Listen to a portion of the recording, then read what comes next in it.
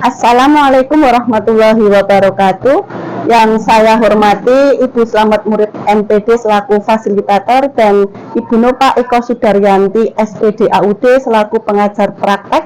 Hari ini saya akan melakukan aksi nyata modul 2.3 tentang supervisi akademik bersama teman sejawat di SD Negeri Kahuman.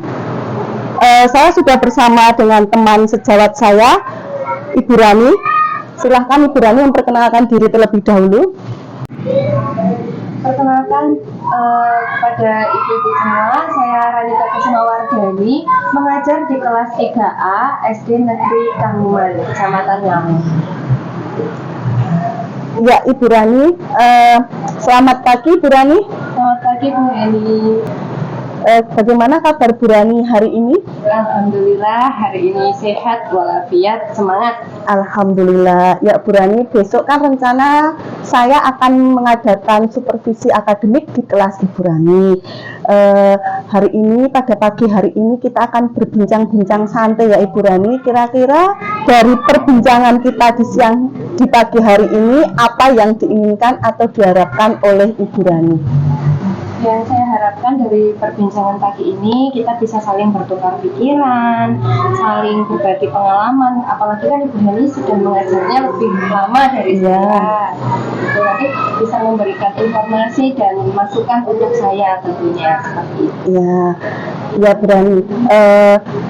Bu Rani, semoga untuk supervisi akademik besok Bu Rani tidak merasa terbebani ya dengan kegiatan ini. Enggak, Bu, malah senang. Nanti siapa tahu ternyata selama ini cara mengajar saya ada yang kurang tepat, nanti bisa saja dikoreksi seperti itu. Ya, bagus Bu Rani. Bu Rani, untuk kegiatan supervisi besok kira-kira apa yang sudah Bu Rani persiapkan? Yang sudah saya persiapkan itu ada RPP, terus media pembelajaran saya berupa PPT, ya. Ada LKPD dan lembar evaluasi untuk anak-anak. Ya Bu, besok Bu Rani itu mau mengajar tentang apa ya Bu? Kebetulan ini kelas 3 sudah masuk ke tema 8 tentang Versi Muda Karana. Pembelajaran 1, subtema 1. Muatan pembelajarannya ada matematika tentang sudut, jadi mengenalkan tentang sudut. Lalu SPDP tentang pola irama, nanti akan menyanyikan lagu pantun pramuka. Dan ada PPKN tentang mengidentifikasi identitas negara. Ya. Kemudian tujuan pembelajaran yang ingin dicapai Bu Rani besok apa ya kira-kira? Yang pertama, saya ingin anak-anak bisa mengidentifikasi identitas lambang negara dengan betul, karena kan identitas negara ada banyak sekali. Lalu siswa dapat memperagakan pola irama dengan cara menyanyikannya.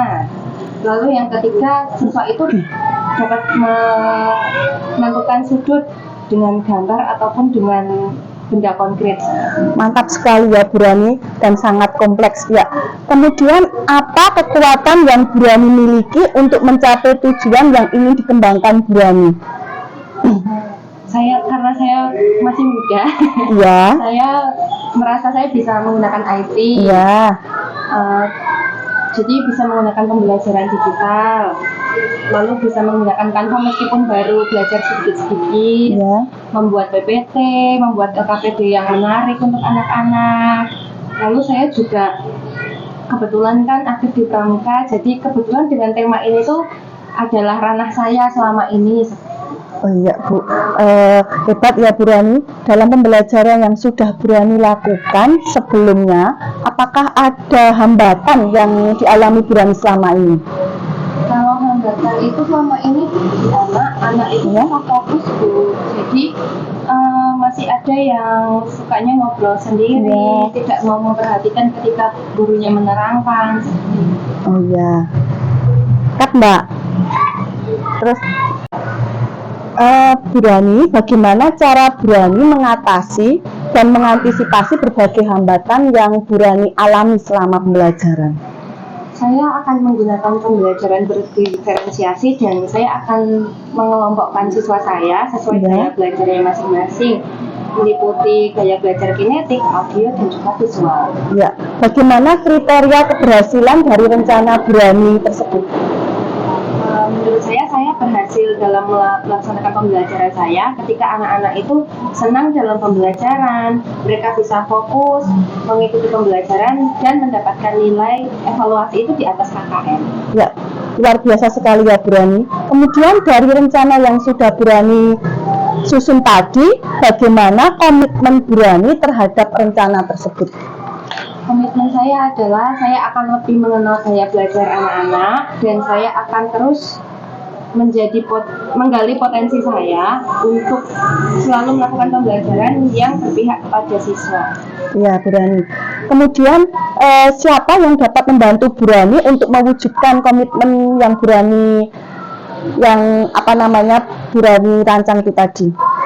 Yang pasti dari kepala sekolah, rekan-rekan sejawat, rekan guru, wali murid, dan juga yang pasti anak-anak itu sendiri sebagai objek pembelajaran saya. Melalui kolaborasi positif itu, saya akan sangat terbantu dan saya yakin dapat mewujudkan komitmen tersebut. Ya, terima kasih ya Bu Rani kegiatan pra-observasi untuk supervisi akademik besok. Sampai jumpa di dalam kegiatan observasi besok. Sama-sama Bu Mili, terima kasih. Baik semuanya, Assalamualaikum warahmatullahi wabarakatuh.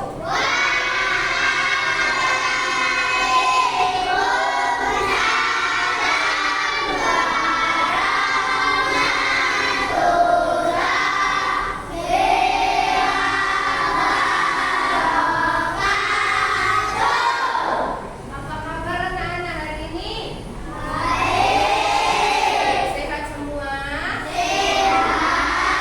Semuanya bahagia? Biar lebih semangat semuanya. Tepuk semangat!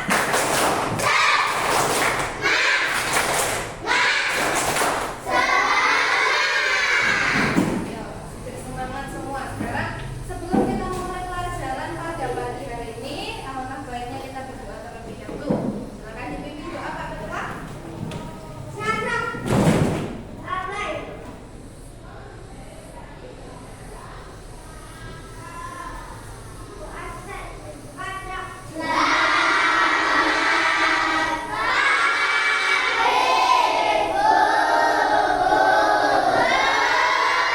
Lagi anak-anak, sudah siap untuk pelajaran pada pagi hari ini?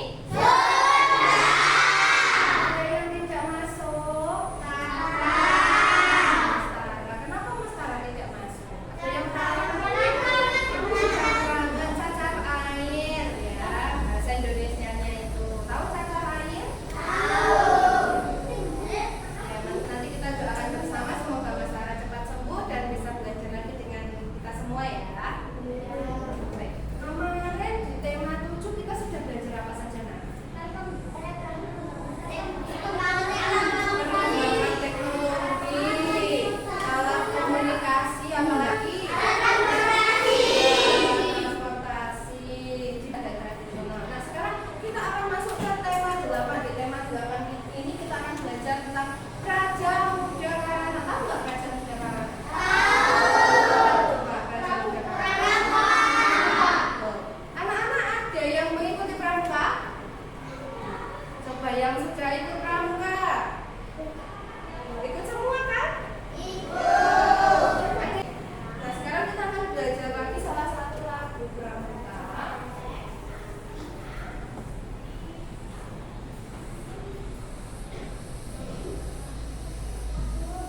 Sebelum belajar lagu pramuka, sudah bisa tepuk pramuka belum ya?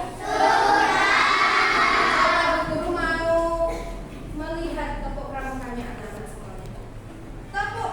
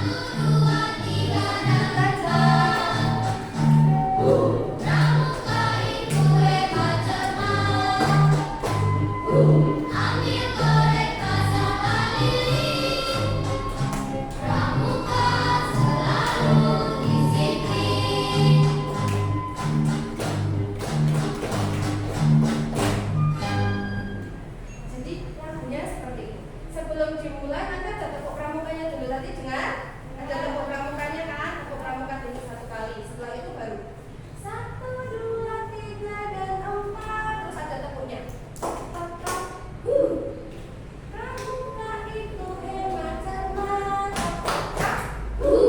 Ambil korek pasanglah lilin. Nggak pakai hu. Kalau yang ini sama ini nggak usah pakai hu. Tapi kalau yang bait pertama sama bait kedua ada hu. Ambil korek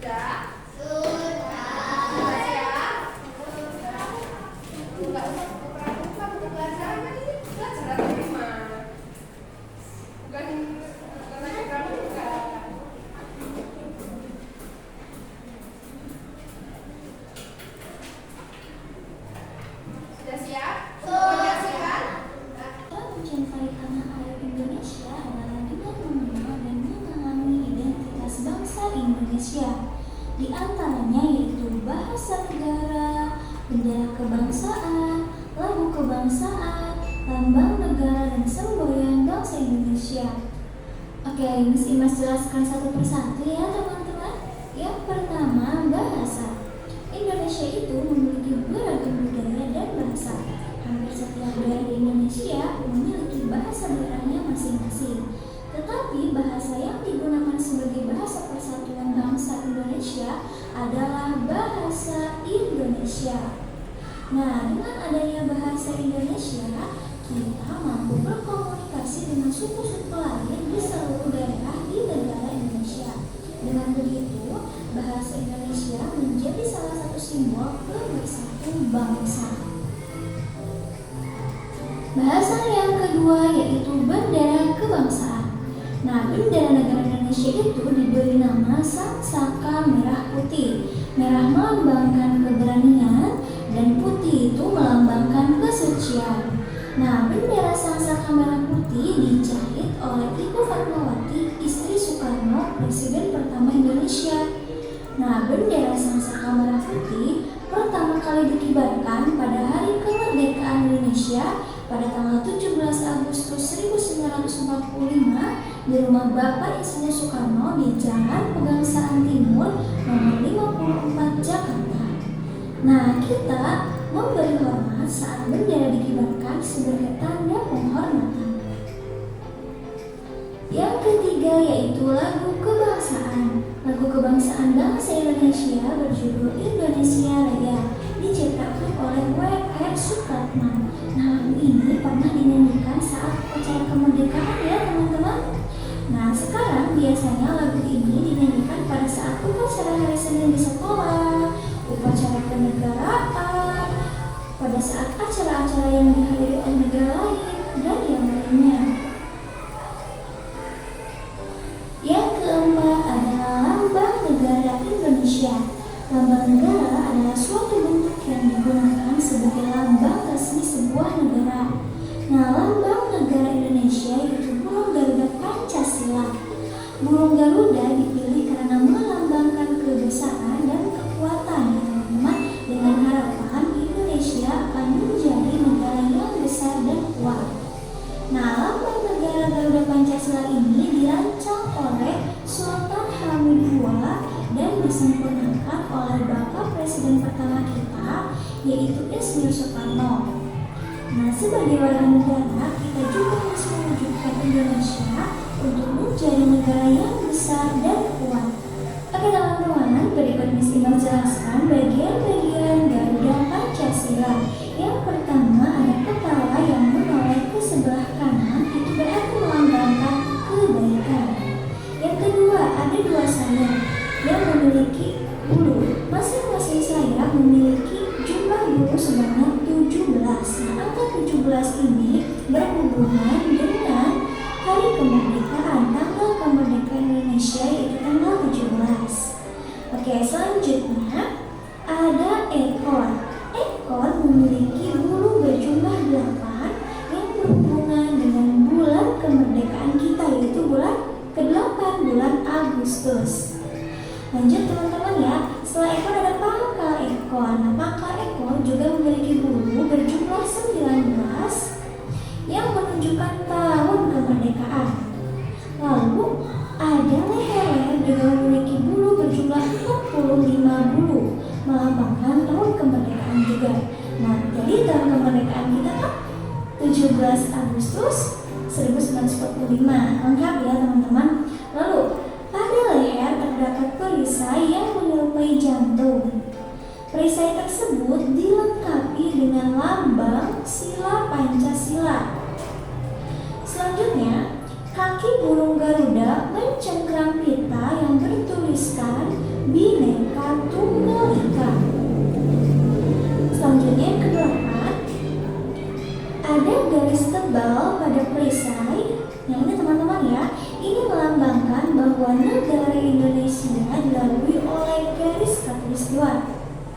Dan yang terakhir, sayap, paruh, cakar, dan ekor itu melambangkan tenaga dan kekuatan pembangunan. Dalam lambang negara Garuda Pancasila ini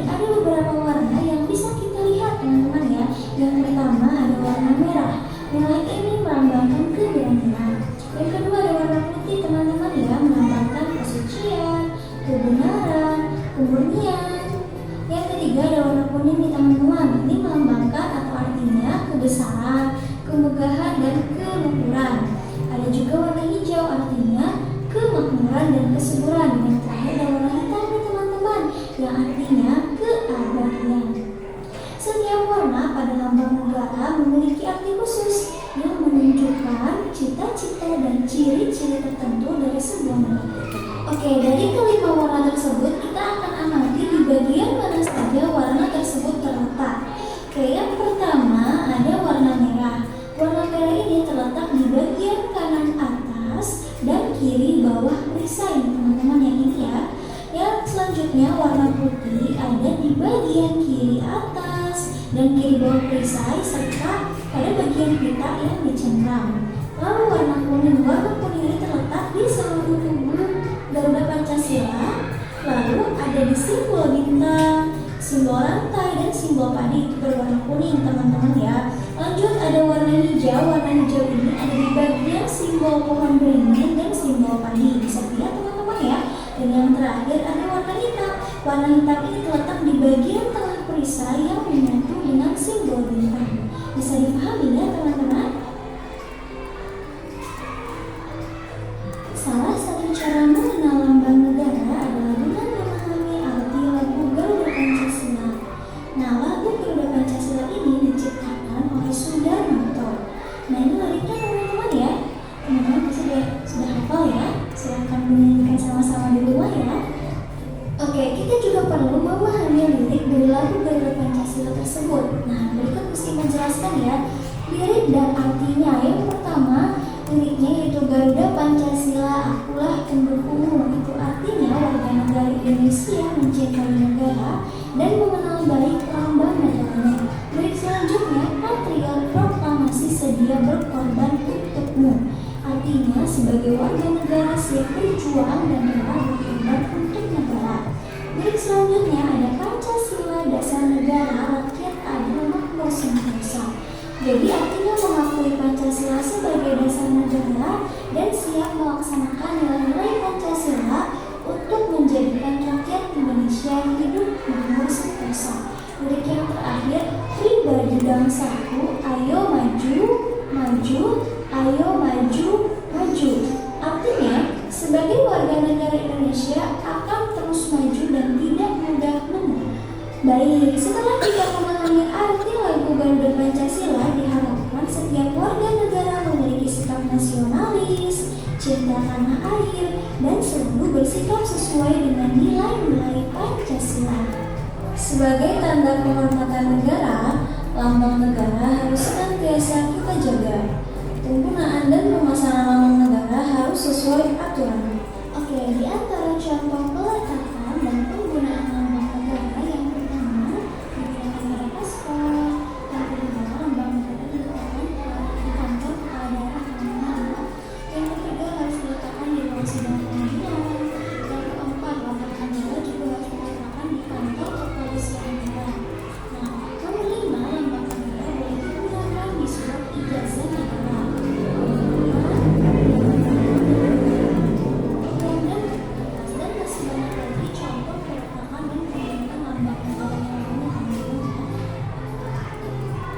Yang kelima yaitu semboyan bangsa Indonesia. Nah, semboyan bangsa kita yaitu Bhinneka Tunggal Ika. Nah, kalimat ini terdapat pada pita yang dicengkram oleh kaki burung Garuda.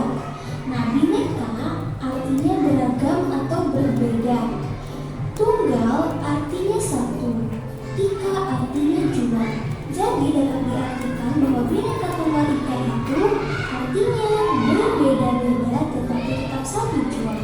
Nah, kata Bhinneka Tunggal Ika ini terdapat dalam kitab Sutasona karya Empu Kadiwal. Semboyan ini digunakan untuk menggambarkan persatuan dan kesatuan bangsa Indonesia. Bangsa Indonesia memiliki beragam budaya, suku, bahasa, agama, dan kepercayaan. Nah, keberagaman yang dimiliki oleh bangsa Indonesia ini merupakan suatu kekayaan yang harus disyukuri dan dipelihara. Apa yang video tadi jelaskan?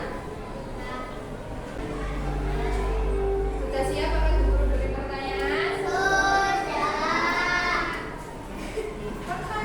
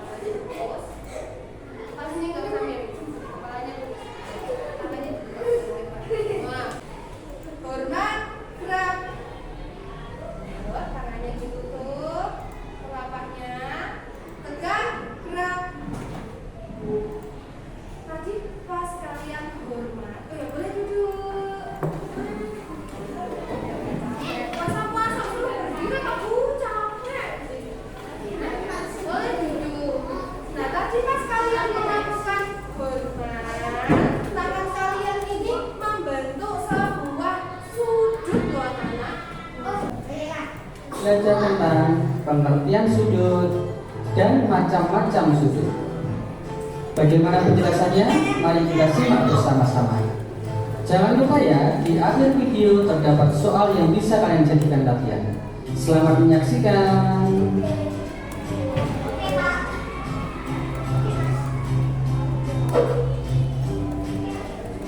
Perhatikan ilustrasi berikut. Setiap hari Senin, sekolah rutin mengadakan upacara bendera. Setiap peserta memberi hormat saat bendera dikibarkan sebagai tanda penghormatan. Perhatikan gambar berikut. Pada saat posisi hormat, apabila kita tarik garis dari lengan atas dan lengan bawah dan bertemu di satu titik, maka akan membentuk sebuah sudut. Lalu, apa itu sudut? Mari kita pelajari bersama-sama.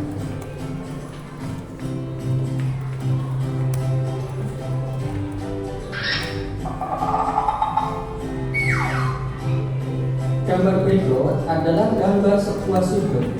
Kita beri nama sudut A, B, C. Dari gambar tersebut, maka bisa kita tarik kesimpulan sudut dibentuk oleh dua buah garis lurus. Kemudian, posisi kedua garis saling bertemu atau berpotongan, membentuk titik sudut. Kemudian, antara dua buah garis terdapat jarak. Jadi, bisa kita simpulkan, sudut adalah daerah yang dibatasi dua buah garis lurus yang saling bertemu atau berpotongan membentuk titik sudut.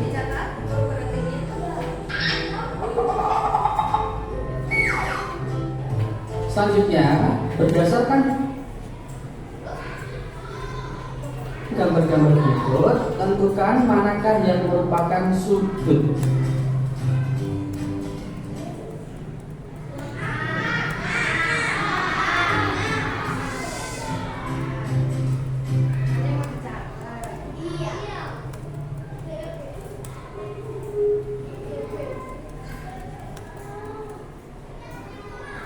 Kita akan belajar tentang pengertian sudut dan macam-macam sudut.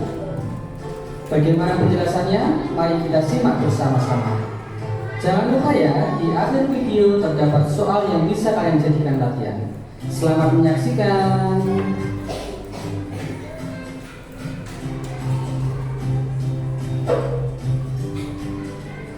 Perhatikan ilustrasi berikut. Setiap hari Senin, sekolah rutin mengadakan upacara bendera.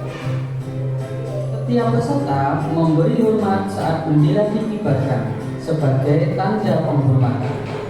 Perhatikan gambar berikut. Pada saat posisi hormat, apabila kita tarik garis dari lengan atas dan lengan bawah dan bertemu di satu titik, maka akan membentuk sebuah sudut. Lalu, apa itu sudut? Mari kita pelajari bersama-sama.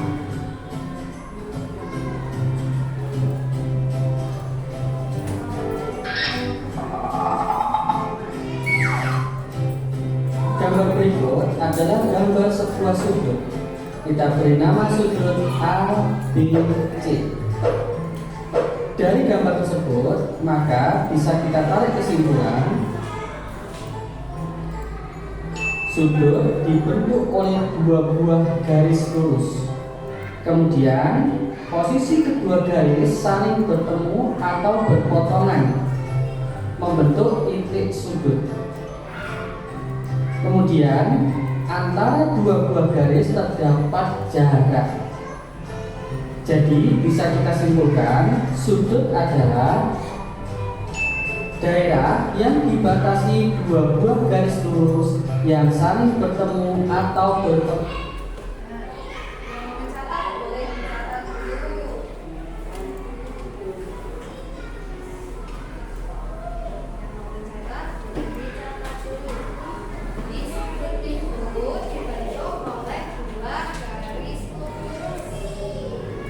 Posisi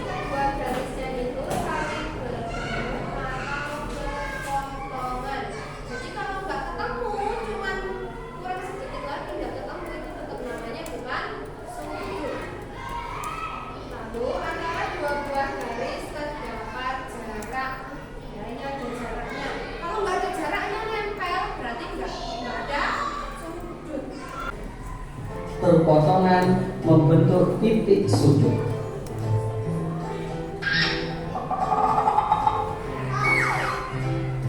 Selanjutnya, berdasarkan gambar-gambar berikut, tentukan manakah yang merupakan sudut. Nah, biar keluar soalnya dari semua. Gambar yang